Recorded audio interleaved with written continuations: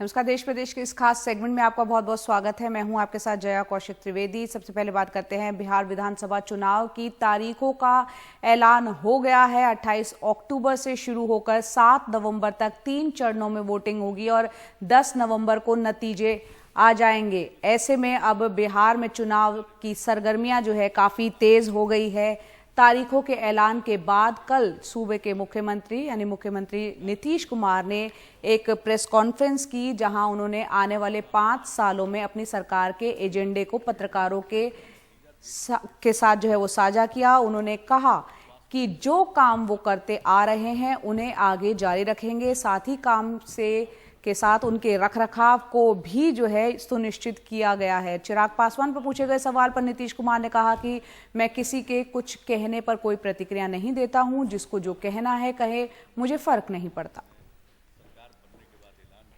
जैसे पिछली बार हम लोगों ने 7 निश्चय जो पहला चलाया, वो पहला 7 निश्चय, अब अगर मौका मिलेगा तो दूसरा 7 निश्चय के बारे में हमने सोच लिया। उसी तरह से योजनाएं सब लोगों के लिए 7 निश्चय 2, 7 निश्चय 1, उस पर तो हम क्रियान्वित कर दिए।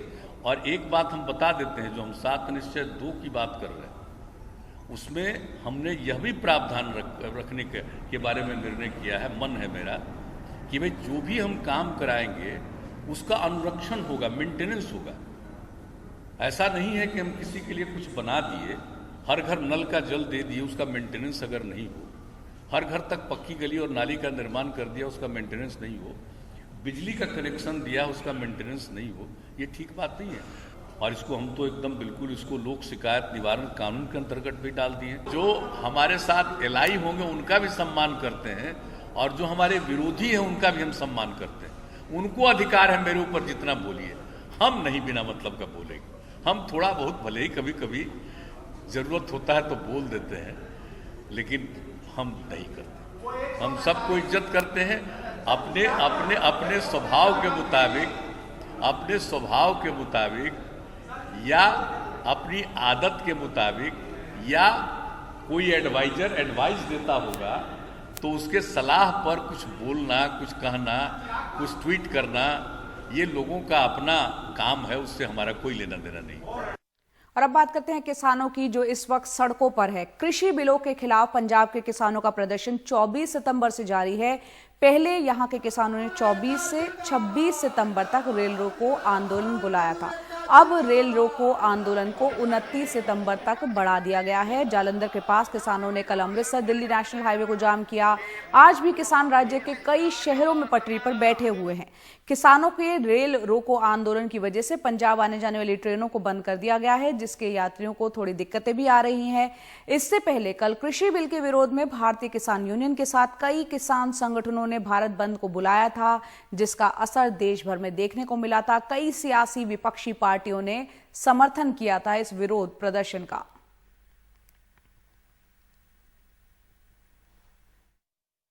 पिछले 48 घंटे से देवीदासपुरा गांव अमृतसर जिले के इस रेलवे ट्रैक पर ये किसान बैठे हैं, आगे भी बैठेंगे, क्योंकि किसान मजदूर संघर्ष कमेटी के द्वारा ये जो आंदोलन या आह्वान दिया गया था रेल रोको का, वो 26 सितंबर यानी आज के दिन तक था। और भारतीय रेलवे ने पंजाब में करीब 28 ट्रेनें रोक दी थीं। लेकिन अब जो है ये आंदोलन जो आप देख रहे हैं, ये विरोध प्रदर्शन 29 तारीख तक बढ़ा दिया गया है। और किसानों का कहना है कि जब तक सरकार इस 3 कृषि कानूनों को वापस नहीं ले लेती, तब तक वो यहाँ से नहीं उठेंगे। अब इनका मसला क्या है? मसला जो है एमएसपी का नहीं है, जैसा कई किसान यूनियन के लोग या दूसरे विशेषज्ञ बता रहे हैं। किसानों का कहना है कि सरकार 23 फसलों पे एमएसपी देती है, लेकिन उन 23 फसलों में से पंजाब और हरियाणा में चावल और गेहूं उगाया जाता है, जिसकी खरीद भी सरकार खुद करती है। इन किसानों का कहना है कि जो बाकी की 21 फसलें हैं, जैसे कॉटन है या मेज़ है, मक्के की फसल या कपास की फसल, उन फसलों की भी एमएसपी सरकार तय करती है, लेकिन ख़रीदार जो होते हैं वो प्राइवेट होते हैं। इन किसानों को डर ये है कि नए कृषि कानूनों की वजह से अगर प्राइवेट प्लेयर्स आ जाते हैं इनका सामान खरीदने के लिए, इनकी फसल खरीदने के लिए, तो कहीं इनका भी हाल उन किसानों की तरह ना हो जाए जो मक्के और कपास की फसल उगाते हैं। दूसरी तरफ इन किसानों का कहना यह भी है कि अगर सरकार जब 3 कानून बना सकती है तो चौथा कानून ये क्यों नहीं बना देती कि अगर हिंदुस्तान में आप कहीं भी फसल बेचें और किसी को भी फसल बेचें तो न्यूनतम समर्थन मूल्य से नीचे कोई रकम ना दे, जो भी खरीद हो वो न्यूनतम समर्थन मूल्य के हिसाब से ही हो, चाहे उस फसल को सरकार खरीदे या उस फसल को प्राइवेट प्लेयर्स खरीदें। अब ये जो आंदोलन है ये पंजाब और हरियाणा में धीरे धीरे बढ़ रहा है। कल हमने एक दिन का पंजाब और हरियाणा बंद भी देखा था, इसका बहुत ज़्यादा असर पंजाब में हाईवेज ब्लॉक करके दिखाया गया। लेकिन अब इस रेल रोको आंदोलन है ये अमृतसर और फिरोजपुर ज़िले में था, लेकिन अब जो है यहाँ पर के जो किसान बता रहे हैं कि ये अब पंजाब के बाकी ज़िलों में भी बढ़ेगा। सरकार की तरफ से ये कहा जा रहा है कि हम किसानों को इस कानून के फ़ायदे बताएंगे। किसानों का कहना है कि हमें फ़ायदे नहीं जानने, हम कानून के बारे में जानते हैं, ये कानून हमारे लिए हानिकारक है और इस कानून को हटाया जाए। आगे आने वाले दिनों में हम ज़रूर समझ पा रहे हैं यहाँ पर ऑन ग्राउंड रह के कि किसान यहाँ से हटने वाले नहीं हैं और वो आगे भी इस तरह के आंदोलन को तेज़ करेंगे और पूरे पंजाब और हरियाणा में ऐसे आंदोलन रेलवे ट्रैक पर, हाईवेज पर ज़रूर होता रहेगा। तो जाहिर सी बात है किसानों की ये लड़ाई अभी काफी लंबी चलने वाली है और कृषि बिल पर जारी किसानों के विरोध प्रदर्शनों के बीच महाराष्ट्र के उप मुख्यमंत्री अजीत पवार किसानों के समर्थन में सामने आए हैं। बिल के खिलाफ किसानों को समर्थन करते हुए उन्होंने कहा कि किसानों के साथ राजनीतिक दल भी इसका विरोध कर रहे हैं। बिल को लेकर जल्दबाजी क्यों की गई? राज्यसभा में जो कुछ भी हुआ वो सबने देखा। और अब बात करते हैं राजस्थान के डूंगरपुर की, जहां शिक्षकों की भर्ती को लेकर चल रहा आंदोलन शुक्रवार को बहुत ज्यादा उग्र हो गया। प्रदर्शनकारियों ने नेशनल हाईवे 8 पर काकरी डूंगरी से खेरवाड़ा के बीच कई होटलों, पेट्रोल पंपों को आग के हवाले कर दिया। आप गाड़ियां जली हुई देख रहे हैं, 60 ट्रक यहां पर फूंक दिए गए, सामान को लूट लिया गया। उदयपुर अहमदाबाद हाईवे पर गाड़ियों का चलना काफी मुश्किल हो गया। आंदोलन जो है पिछले 18 दिनों से चल रहा है। तकरीबन 8 किलोमीटर इलाके में आंदोलनकारियों का पूरी तरह से कब्जा हो गया। उन्होंने पुलिस को भी तकरीबन 2.5 किलोमीटर तक खदेड़ दिया।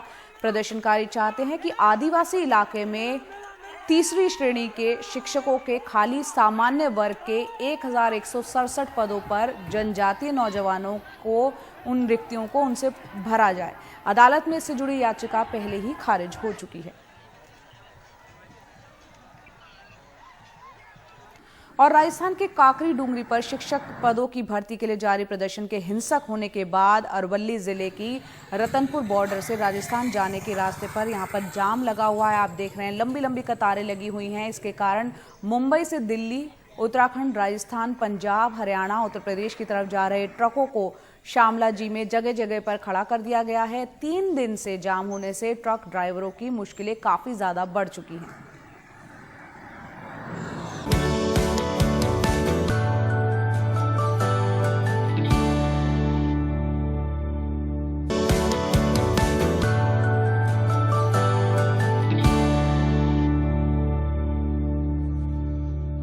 ब्रेक के बाद एक बार फिर आपका बहुत बहुत स्वागत है। बात करते हैं असम की, जहां 12वीं क्लास के सिलेबस से जवाहरलाल नेहरू की नीतियां, अयोध्या विवाद और गुजरात दंगों का चैप्टर हटाए जाने पर कांग्रेस ने विरोध जताया है। Assam higher secondary education council ने कोरोना के कारण छात्रों का बोझ कम करने के लिए सिलेबस से इन चैप्टर्स को हटाने का फैसला किया है। शुक्रवार को विधानसभा में विपक्ष के नेता देवव्रत सैकिया ने इस बारे में असम के मुख्यमंत्री को चिट्ठी लिखकर नेहरू जी की नीतियां, उनके चैप्टर्स को फिर से शामिल करने की मांग की है। उत्तर प्रदेश के महोबा के एक व्यापारी इंद्रमणि त्रिपाठी की मौत उनकी लाइसेंसी पिस्तौल की गोली से हुई थी। पिस्तौल की बैलिस्टिक जांच के बाद ये कहना है, ये दावा है पुलिस का। पुलिस के मुताबिक गोली उनकी कार के अंदर चली थी, इसलिए ऐसा लगता है कि इंद्रमणि त्रिपाठी ने आत्महत्या की हो। इससे पहले व्यापारी की हत्या का आरोप महोबा के पूर्व एसपी मणिलाल पाटीदार पर लगा था। व्यापारी ने 5 सितंबर को एक वीडियो डाला जो काफी वायरल हो गया था, जिसमें महोबा के एसपी रिश्वत न देने पर उनकी हत्या कराना चाहते हैं, ये बातें उस वीडियो में कही गई थी।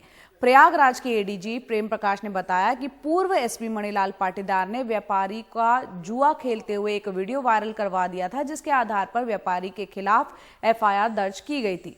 इससे व्यापारी जो है डिप्रेशन में चले गए थे। एडीजी का यह भी कहना था कि पूर्व एसपी ने कोरोना होने की बात कही है, इसलिए उनसे अभी संपर्क नहीं हो सका है। जो घाव बताए गए थे उससे ये क्लियर हो गया कि पिछला जो घाव था उसमें काफी रक्तस्राव हुआ था, उसमें कोई टैटूइंग या बर्निंग नहीं थी। इसका अर्थ हुआ कि गोली सामने से चलाई गई थी, सामने से उसमें ब्लैकनिंग आई है, सामने के घाव में ब्लैकनिंग दर्शाई गई है, जिससे पता चलता है कि ये निकट दूरी से ही गोली चली थी। हरियाणा के रोहतक में कल धरना दे रहे बर्खास्त पीटीआई टीचर्स और उनके समर्थक कर्मचारी संगठन के कार्यकर्ताओं पर पुलिस ने लाठीचार्ज किया। इस दौरान आंसू गैस के गोले भी छोड़े गए, जिसमें कई महिला और पुरुष कर्मचारी घायल भी हो गए हैं। ये अपनी मांगों के समर्थन में जुलूस निकालकर उप मुख्यमंत्री दुष्यंत चौटाला को ज्ञापन देने के लिए जा रहे थे। पुलिस ने जब इन्हें रोकने की कोशिश की तो यहाँ पर वो नहीं रुके, उसके बाद इन पर लाठियां बरसाई गई। और अब बात करते हैं छत्तीसगढ़ की, जहां कोरोना का संक्रमण तेजी से बढ़ रहा है, उतनी ही तेजी से संसाधनों की कमी भी होती जा रही है। लेकिन हैरत की बात यह है कि जिन स्वास्थ्य कर्मियों के बूते कोरोना को हराने की बात कही जाती है, जिन्हें कोरोना योद्धा कहा जाता है, उनके लिए राजधानी रायपुर के सबसे बड़े सरकारी अस्पताल में नए मास्क तक नहीं है। आइए देखते हैं रिपोर्ट। मास्क सुखाए जा रहे हैं, ग्लव्स को दोबारा इस्तेमाल किया जा रहा है, गॉगल्स भी बार बार इस्तेमाल हो रहे हैं। ये आलम है छत्तीसगढ़ के सबसे बड़े सरकारी अस्पताल भीमराव अंबेडकर का।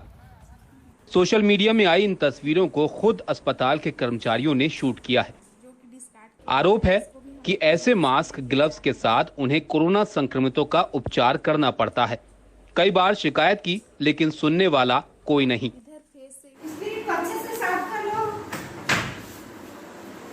साफ करने के बावजूद भी ये चश्मा ब्लर ही दिखेगा। हमको पेशेंट के साथ इसी चश्मे के साथ काम करना है, क्योंकि कुछ नहीं दिख रहा है और इसको हम लोग खुद से क्लीन करके ले जा रहे हैं। N95 मास्क को रीयूज करने के लिए दिया जा रहा है, वो और गॉगल्स को भी दिया जा रहा है रीयूज करने के लिए। जब हम लोग मास्क को निकालते हैं यूज़ करने के लिए तो कई बार क्लिप टूटा हुआ रहता है, रबर भी टूटा हुआ रहता है और उसमें कभी कभी ब्लड का भी स्टेन रहता है और गॉगल्स में भी सेम वैसी फफूंद लगा रहता है। उन लोगों की प्रॉब्लम्स जो उन्होंने दिखाया और जो बताया है, उसमें जो रीयूज करने वाले जो सामान को बताया गया है और दिखाया गया, जैसे आप लोगों को भी मालूम है कि आप लोगों के पास भी वो चीज़ है और प्रशासन ये बोल रहा है कि वो हमें नहीं दिया जाता है। अगर एक स्टाफ वो गॉगल्स को दिखा रही है जो पहनी है पीपीटी किट के साथ में, वो साइड से टूटा हुआ है।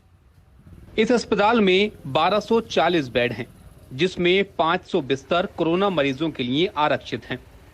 अस्पताल में करीब 500 स्टाफ नर्स हैं। ओपीडी में रोज 700 से 1000 मरीज आते हैं।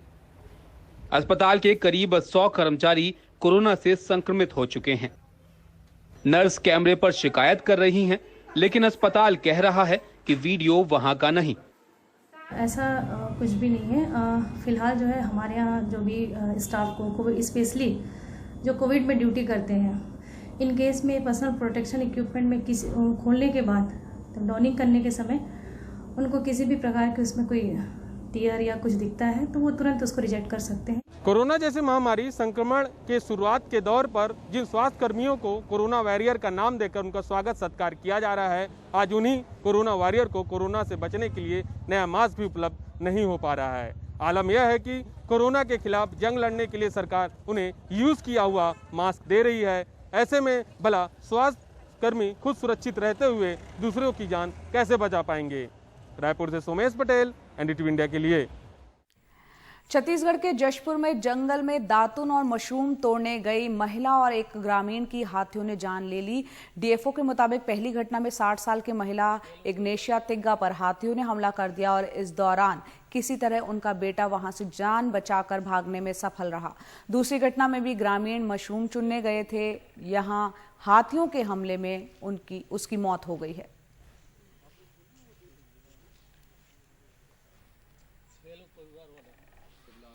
और अब आपको लिए चलते हैं उत्तर प्रदेश के मथुरा, जहां सुरीर कला इलाके में रात करीब 1 बजे एक 2 मंजिला मकान विस्फोट से गिर गया। इसमें एक शख्स की मौत हो गई और 6 लोग घायल हो गए हैं।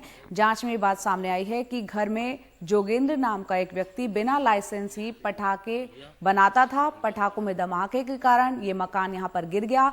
घायलों में 3 को प्राथमिक उपचार के बाद छुट्टी दे दी गई, जबकि 3 अभी भी अस्पताल में भर्ती हैं।